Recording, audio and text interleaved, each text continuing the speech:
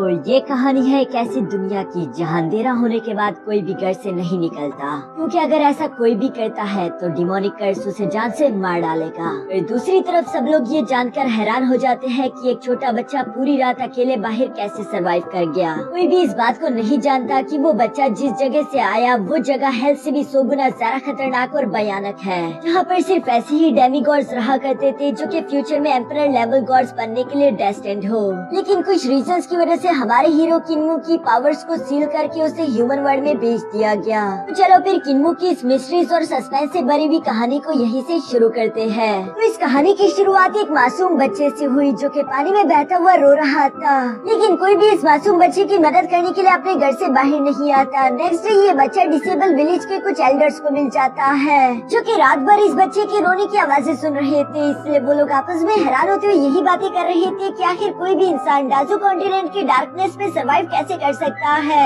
ये तो बिल्कुल इम्पॉसिबल होगा, कहीं ये बच्चा कोई मॉन्स्टर तो नहीं। लेकिन फिर इन एल्डर्स को इस बच्चे के गले में एक लॉकेट दिखाई दिया, जिसे देखकर ये समझ गए थे कि जरूर इसी लॉकेट ने इस बच्चे की जान बचाई होगी।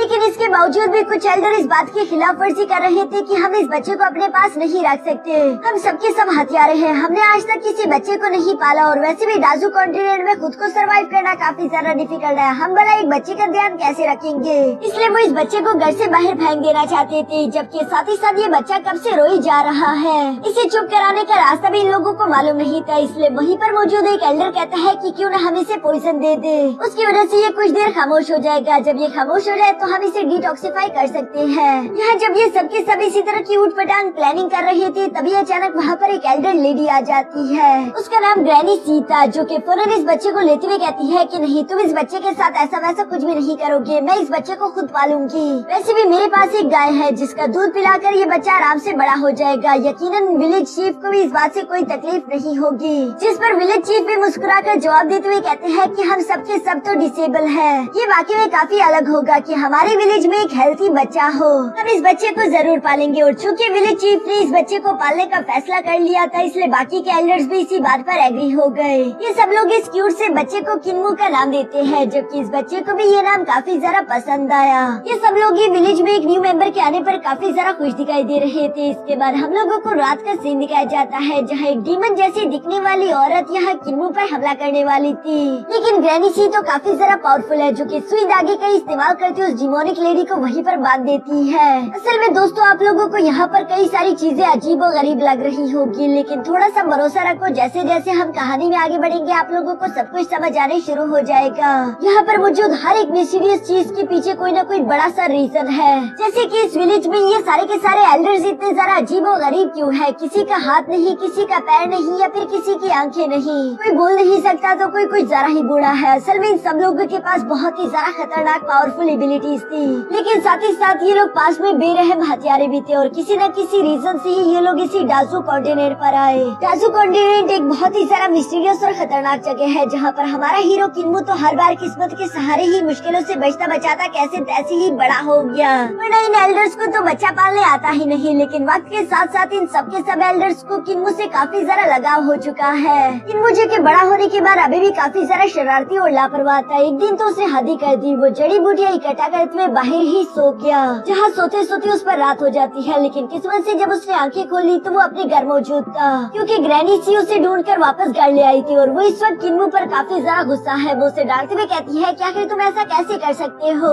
तुम रात के अंधेरे में विलेज से बाहर नहीं रुक सकते, मैंने कितनी बार मना किया है। जिस पर किन्मू भी माफी मांगते हुए कहता है कि मुझे माफ कर दीजिए, अगली बार ग्रैनी सी ऐसा नहीं होगा। ग्रैनी सी भी आखिर इस मासूम बच्चे से और कितना ही नाराज रह लेती, इसलिए वो उसे माफ कर देती है। इसके बाद हम लोगों को नेक्स्ट डे मॉर्निंग का सीन दिखाया गया, जहाँ किन्मू गाय को लेकर विलेज से बाहर जा रहा था, लेकिन जाने से पहले वो चीफ से सवाल करते हुए पूछता है कि आखिर इस विलेज से बाहर रात के अंधेरे में ऐसा है क्या जिससे सब लोग इतना ज्यादा डरते हैं। ये सुनकर चीफ उसे जवाब देते हुए कहता है कि तुम्हें ये सब जानने की कोई जरूरत नहीं, तुम्हारे लिए यही बात सबसे ज्यादा इम्पोर्टेंट होनी चाहिए कि हमारे इस विलेज के आसपास तुम्हें कुछ स्टैचूज दिखाई देते होंगे, यही स्टैचूज है जो कि हमें उस अंधेरे से प्रोटेक्ट करते हैं। किन्मू तो हैरान होकर उनसे सवाल पर सवाल करते हुए कहता है कि वैसे आखिर ये स्टैचूज आए कहाँ से और ये है क्या? जिस पर विलेज चीफ उसे जवाब देते हुए कहती है कि डाजू कॉन्टिनेंट बहुत ही ज्यादा मिस्टीरियस जगह है, जहाँ पर तुम जितने कम सवाल करोगे उतनी ही देर तक सरवाइव कर पाओगे। किन्मू भी उनकी बात सुनकर कहता है कि चीफ आप काफी ज्यादा बोरिंग हो, अच्छा मैं गाय को लेकर पहाड़ पर जा रहा हूँ। जिस पर ग्रैनी सी उससे कहती है कि याद रखना अंधेरे से पहले वापस जरूर आ जाना। इस पर किन्मो भी हाँ में जवाब देते वहाँ से चला गया। यहाँ ग्रैनी सी तो किन्मो के लिए काफी जरा परेशान दिखाई दे रही थी। वो चीफ से कहती है कि किन्मो इतना जरा बड़ा हो गया लेकिन अभी तक उसने अवेकनिंग का कोई भी साइन शो नहीं किया। ये ऐसा तो नहीं कि किन्मो के पास कोई स्पिरिट बॉडी ही नहीं, अगर वो कोई नॉर्मल इंसान निकला तो वो कभी भी कल्टिवेशन नहीं कर पाएगा और ये किन्मो के लिए बिल्कुल भी अच्छा नहीं। अगर ऐसा है तो किन्मो इस जासू कॉन्टिनेंट में सर्वाइव नहीं कर पाएगा। जो सुनकर वाइस चीफ यहाँ ग्रैनी सी से कहता है कि तुमने सही कहा, मैं ऐसे ही चारों स्पिरिट बीस्ट का ब्लड इकट्ठा करना शुरू कर देता हूँ जिन्हें पीते ही शायद किन्मो का स्पिरिट बॉडी अवेक हो जाए। दूसरी तरफ सीन शिफ्ट होकर यहाँ किन्मो पर आ जाता है जो कि पहाड़ी पर अपनी गाय को लेकर आया हुआ था और वो अभी भी अंधेरे के बारे में सोच रहा था कि आखिर उस डार्कनेस में ऐसा है क्या जिससे लोग इतना ज्यादा घबराते हैं। तभी अचानक हम देखते हैं कि वहाँ एक स्टैचू को देखकर उसकी गाय काफी ज्यादा घबरा चुकी थी, जिसे फॉलो करते हुए किन्मो रोकने की कोशिश करता है। तभी अचानक वो गाय किन्मो से ही बातें करने लगी। वो किन्मो से कहती है कि किन्मो प्लीज मुझे बचा लो। ये सुनकर किन्मो हैरान होते हुए कहता है कि तुम आखिर बात कैसे कर सकती हो। दूसरी तरफ वो गाय लगातार किन्मो से यही कह रही थी कि किन्मो प्लीज मुझे तुम्हारी मदद चाहिए, मुझे बचा लो, मैं तुम्हारी माँ की तरह हूँ। इतने सालों तक मैंने तुम्हें अपना दूध पिलाया है, मेरे दूध से ही तुम बड़े हुए, प्लीज मेरी मदद करो। तो सुनकर किन्मो से सवाल करते हुए कहता है कि अच्छा वो तो ठीक है लेकिन ये बताओ कि आखिर मुझे तुम्हारी मदद कैसे करनी है। जिस पर वो गाय किन्मो से कहती है कि तुम्हें मेरे सर पर एक सिल्वर नीडल दिखाई दे रही होगी, प्लीज उसे मेरे सर से बाहर निकाल दो। जो सुनकर किन्मो उस नीडल को गौर से देखता है कि ये तो ग्रैनी सी की नीडल है, क्या मुझे ये निकालनी भी चाहिए या नहीं। लेकिन दूसरी तरफ वो गाय तो यहाँ किन्मो को इमोशनल ब्लैकमेल करने लगी। वो रोते हुए किन्मो से कह रही थी कि तुम्हें मैंने पूरे 11 साल तक अपना दूध पिलाया, तुम क्या उसका सिला ऐसे दोगे, मैंने बिल्कुल नहीं सोचा था। जो सुनकर किन्मो बेचारा भी उसकी बातों में आते हुए वो सिल्वर नीडल उसके स्कल से बाहर निकाल देता है, जिसके बाद हम देखते हैं कि अचानक से वो गाय जमीन पर जा गिरी। जो देखकर तो किन्मो बेचारे को भी कुछ समझ नहीं आ रहा था क्योंकि वो गाय काफी सारा अजीब बिहेव कर रही है और उसके पेट को चीरते हुए वहाँ से एक लड़की निकलकर बाहर आ गई। किन्मो बेचारा तो ये देखकर काफी सारा घबरा गया था। दूसरी तरफ यहाँ शाम और अंधेरा भी होने वाला है, उसे तो इस बात की भी खबर नहीं। फिलहाल वो उस अजीब सी औरत को देखकर ही डरा हुआ था, जबकि दूसरी तरफ वो औरत यहाँ उस काऊ की बॉडी से बाहर आने के बाद कहती है कि पूरे 11 साल मैंने इस मौके का इंतजार किया, आखिरकार मैं इस गाय की स्किन से निकलकर बाहर आ ही गई। ये सब वो इबल हंसी के साथ कह रही थी, जो सब देखकर किन्मो तो काफी सारा घबराया हुआ था। वो औरत किन्मो को देखकर धीरे से उसके पास आकर कहती है कि सबसे पहले क्यों ना मैं तुम्हें जान से मार डालूं, उसके बाद मैं डिसेबल विलेज जाऊंगी और वहाँ चारों तरफ खून और लाशें बिछा दूंगी। यहाँ ये कहते साथ ही उसने फौरन से किन्मो पर हमला करते उसे उठाकर दूर पटक दिया। किन्मो जो कि उसके सामने काफी ज्यादा कमजोर था, वो यहाँ खुद को संभालते हुए कहता है कि आखिर तुम हो कौन और तुम मेरी गाय में क्यों ट्रांसफॉर्म हुई। जिस पर वो औरत जवाब देते हुए कहती है कि मैं जियांगलोंग सिटी के लॉर्ड की बीवी थी, लेकिन वो इवल चुड़ैल मुझसे जलती थी, मेरा बच्चा होने वाला था लेकिन उससे पहले ही उस चुड़ैल ने मुझे एक गाय में ट्रांसफॉर्म कर दिया। यहाँ दोस्तों ये औरत ग्रैनी सी की बात कर रही है, जो सब बोलते हुए इसने किन्मो को गर्दन से उठाकर हवा में लटका दिया। मुझे उस इवल चुड़ैल से सख्त नफरत है, उसने 11 साल तक मुझे घास खाने पर मजबूर किया, मैं उसे जिंदा नहीं छोड़ूंगी, मेरे दिल में उसके लिए बहुत ज्यादा नफरत है। किन्मो भी यहाँ पर उस इवल औरत की सारी बातें सुन रहा था और वो ये भी जानता है कि ये औरत तो मुझे जान से मार डालेगी, इसलिए वो आवाज लगाते हुए कहता है कि ग्रैनी सी शुक्र है कि आप यहाँ पर आ गई। जो सुनकर वो लेडी जैसे ही डर के मारे पीछे देखती है, तभी अचानक किन्मो ने इस मौके का फायदा उठाते हुए उसे लात मारकर खुद को छुड़वा दिया। जबकि दूसरी तरफ वहीं पर मौजूद एक डेविल फ्लावर भी फौरन से उस औरत को अपने मुंह में जगड़ लेता है, जिस वजह से ऐसा लग रहा था कि शायद वो डेविल फ्लावर इस औरत को जान से मार डालेगा। लेकिन दूसरी तरफ ये औरत तो काफी सारा ताकतवर निकली, ये उस डेविल फ्लावर को चीरते हुए वापस से किन्मो के सामने आ गई। जहाँ इससे पहले कि ये दोबारा से किन्मो पर हमला कर पाती, तभी अचानक किन्मो कहता है कि ग्रैंडपा क्यूजी आखिरकार आप यहाँ पर आ गए। लेकिन इस बार ये इवल लेडी बेवकूफ नहीं बनने वाली थी, वो किन्मो पर हमला करते हुए कहती है कि मैं 2 बार तुम्हारी एक ही चाल में नहीं फंसूंगी। लेकिन इस बार ये कोई चाल नहीं थी, सच में ग्रैंडपा क्यूजी वहाँ पर आ गए थे, जो कि अपने स्टिक का इस्तेमाल करते उस इवल लेडी को हिट करके उससे किन्मो से दूर हटा देते हैं। जो देखकर तो किन्मो भी ग्रैंडपा क्यूजी की तारीफ करते हुए कहते हैं कि वाओ ग्रैंडपा क्यूजी तो वाकई में काफी ज्यादा पावरफुल है। दूसरी तरफ ग्रैनी सी भी यहाँ पर ग्रैंडपा क्यूजी के साथ आई हुई थी, जो कि अपने सामने मौजूद उस इवल लेडी की तरफ देखते हुए कहती है कि तुम तो सिटी लॉर्ड की बीवी हो, जो कि 11 साल पहले ही मर जाने वाली थी, लेकिन तुम्हें तो किन्मो का शुक्रिया अदा करना चाहिए जो अब तक तुम जिंदा हो। जो सुनकर वो इवल लेडी यहाँ पर गुस्सा होकर अभी कुछ कहने ही वाली थी, लेकिन तभी अचानक ग्रैनी सी फौरन अपनी नीडल टेक्निक का इस्तेमाल करते उसे जान से मार डालती है।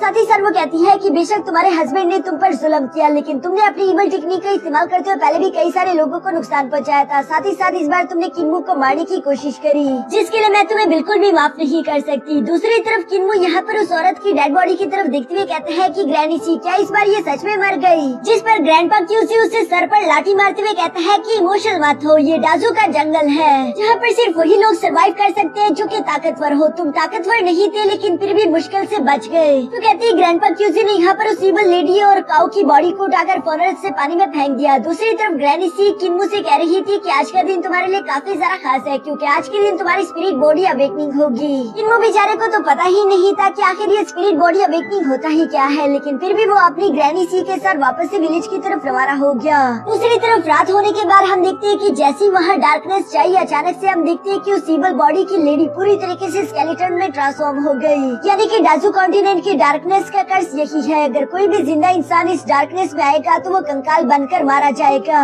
दूसरी तरफ ये कंकाल पानी में बहते बहते डाजू कॉन्टिनेंट से बाहर आ जाता है, जहाँ पर कुछ लोगों को ये कंकाल मिल गया था और वो समझ गए थे कि ये तो सिटी लॉर्ड की बीवी का कंकाल है। और इसके स्कल में सुराख को देखकर वो समझ गए थे कि जरूर डीमन कल्ट के किसी वॉरियर ने ही इसे जान से मारा होगा। लेकिन इन लोगों ने तो कई सौ साल पहले ही डीमन कल्ट को पूरी तरीके से खत्म कर दिया था। क्या डीमन कल्ट का कोई मेंबर अभी भी रहता है? यही सोचते वो लोग डाजू कॉन्टिनेंट में उस डीमन कल्ट के वॉरियर का शिकार करने के लिए रवाना हो गए। मुझे लगता है कि दोस्तों ग्रैनी सी जो कि दिखने में इतनी ज्यादा सिंपल है, उसका पास बिल्कुल भी सिंपल नहीं। जरूर डीमन कल्ट के साथ उसका पास में कोई न कोई कनेक्शन रहा होगा।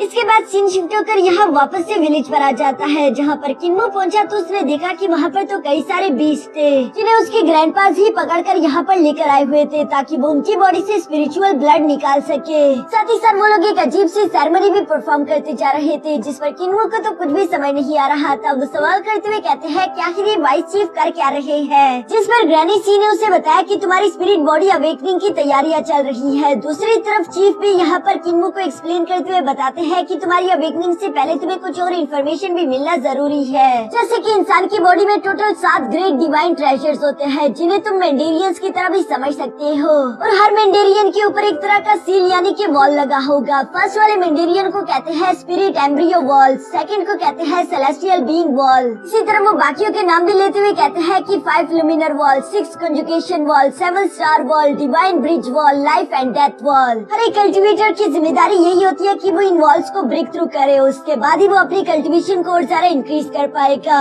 साथ ही साथ उस कल्टिवेटर को कुछ न्यू डिवाइन पावर्स भी मिलेगी, जो सुनकर अब किन्यू समझ गया था कि अच्छा तो आप लोग मेरे ग्रेट डिवाइन ट्रेजर्स हासिल करने में मदद कर रहे हो। जिस पर विलेज चीफ जवाब देते हुए कहते हैं कि हाँ तुमने सही कहा, जब तक हम उन वॉल को ब्रेक थ्रू ना कर दे तब तक तुम अपने स्पिरिट एम्ब्रियो को अवेकन नहीं कर सकते, और अगर ऐसा ना हुआ तो तुम कल्टिवेशन भी आगे जारी नहीं रख पाओगे। ग्रैंडपा लोग इसको और ज्यादा अच्छे से एक्सप्लेन करते हुए बताते हैं कि असल में 2 तरह के लोग हैं। एक ऐसे लोग जिन्हें गॉड्स ने स्पेशली फेवर किया, वो लोग जब पैदा होते हैं तो उनका स्पिरिट एम्ब्रियो वॉल पहले से ही ब्रोकन होता है। हम लोग के नो एल्डर उसी कैटेगरी में आते हैं, इसलिए हम लोगों के लिए कल्टिवेशन करना काफी ज्यादा आसान था। लेकिन यहाँ दूसरी तरफ सेकंड कैटेगरी ऑर्डिनरी लोगों की है, जिनका स्पिरिट एम्ब्रियो वॉल ब्रोकन नहीं होता। इसी वजह से वो हमारे जैसे टैलेंटेड नहीं होते और कई सारे लोग तो ऑर्डिनरी ही पीपल बनकर मर जाते हैं। और आज का ही वो दिन है जहाँ हम लोग जान पाएंगे कि आखिर तुम्हारे पास कौन सी स्पिरिट बॉडी है और तुम कितने खास हो। जो कहती है किन्मू के कुछ एल्डर्स ने यहाँ उसको अपनी अपनी स्पिरिट बॉडीज दिखाना शुरू कर दिए थे,